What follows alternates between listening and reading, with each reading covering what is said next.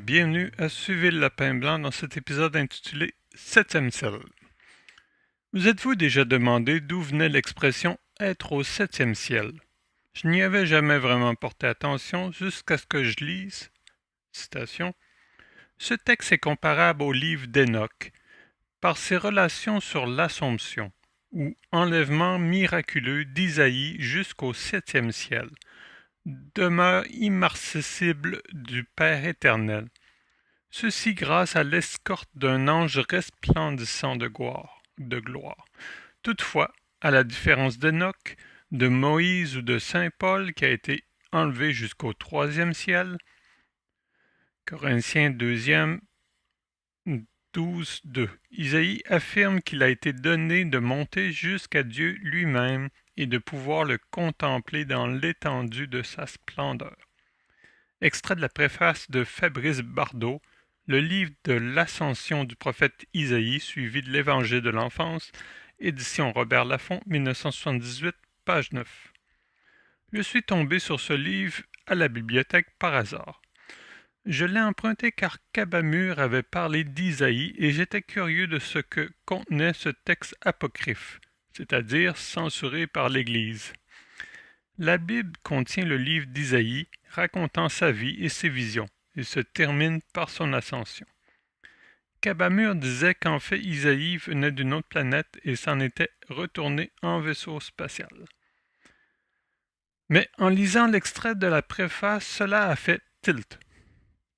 Dans la loi 1, il est question de 7 densités. À la 7e densité, nous retrouvons le Créateur, Dieu si vous voulez, comme le fait Isaïe. Citation. Question 16.22. Intervieweur, merci beaucoup. Dans les informations d'avant que nous n'entrions en contact avec vous, il a été dit par la Confédération qu'il n'y a en réalité ni passé ni avenir, que tout est présent. Est-ce que cela est une bonne analogie? Ra. Je suis Ra. Il y a un passé, un présent et un futur en troisième densité. Dans une vue d'ensemble telle qu'une entité peut en avoir, extraite du continuum espace-temps. Il peut être vu que dans le cycle en achèvement, il n'existe que le présent. Nous-mêmes, nous cherchons à apprendre cette compréhension. Au 7e niveau ou dimension, nous allons, si nos humbles efforts sont suffisants, devenir un avec le tout, n'ayant dès lors ni mémoire, ni identité, ni passé, ni futur, mais existant dans le tout. Extrait de James Allen McCarthy, Don Elkins et Carla Rucker, La loi 1, volume 1, page 198-199. Nous avons également 7 points énergétiques nommés chakras dans la littérature hindoue ou du yoga. Chaque point est associé à un corps énergétique. Ceux qui en développent la faculté peuvent voir ces corps énergétiques, appelés par plusieurs auras, bien que ce ne soit pas toujours bien compris. Le 7e chakra, nommé couronne, est celui de la connexion avec le divin. Citation. Le 7e rayon, ou rayon violet, est intact, celui-ci étant non seulement un récepteur d'énergie, mais aussi le total des niveaux vibratoires de l'individu. Les autres centres énergétiques sont également très clairs. La solution pour soigner dans ce cas est un acte qui mettra en pratique la compréhension paisible dans la distorsion d'humilité de l'entité faite avec le Créateur, et donc est parfaite et non séparée. Dans chacun des cas de ce que vous appelleriez de la mauvaise santé, un ou plusieurs de ces centres énergétiques est bloqué. L'intelligence du complexe mental corps-esprit a donc besoin d'être alertée, soit par le soi en tant que soigneur, soit par le catalyseur d'un autre guérisseur, ainsi que nous l'avons dit précédemment. Extrait, encore une fois, de James Allen McCarthy, Don Elkins et Carla Rucker, La loi 1, volume 1, page 165. L'auteur de la préface de l'Ascension continue. Citation. La pluralité des cieux a toujours été accréditée et fixée à 7. On retrouve ces données dans l'ancienne gnose traditionnelle juive.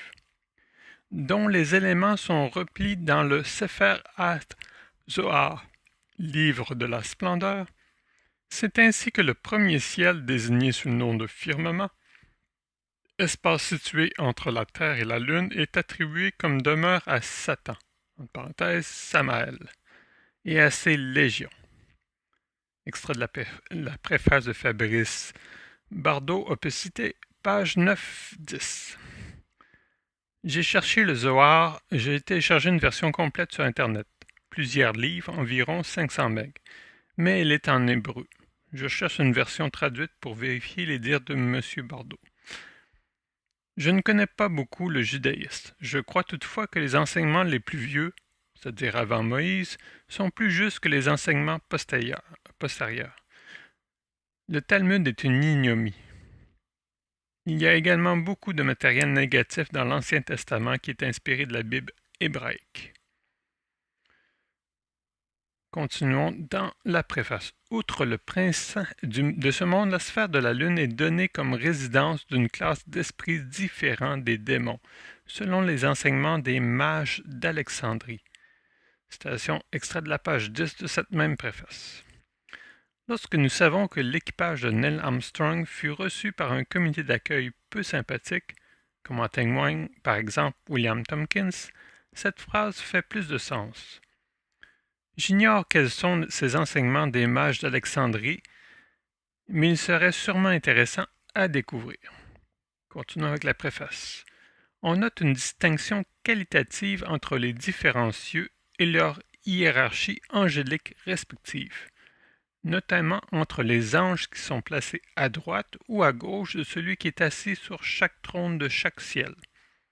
Ensuite, au-delà du 5e ciel, il n'existe plus de distinction entre la gauche et la droite, et Isaïe précise même que la lumière des 5 autres cieux lui paraissait n'être que les ténèbres en comparaison de celles du 6e ciel.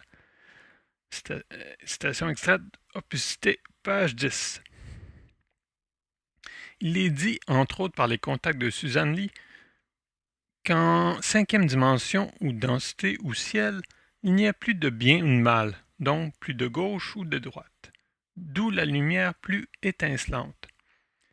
Quelques lignes plus loin dans la préface, parvenu au 7e ciel, Isaïe voit un grand nombre de robes préparées pour des saints encore vivants sur la terre. Il voit de plus Enoch et ses contemporains, semblables à des anges par la splendeur qui les environne, et ayant changé leurs vêtements terrestres et charnels pour des vêtements tout célestes.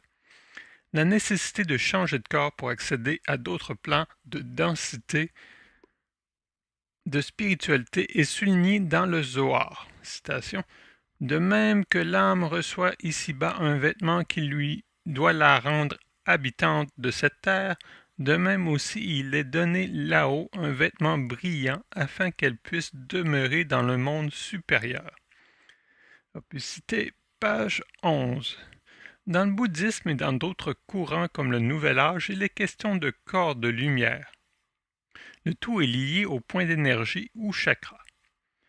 En parvenant à les débloquer et en faisant le travail nécessaire, il est possible d'activer ce corps de lumière, un corps céleste plutôt qu'un corps terrestre.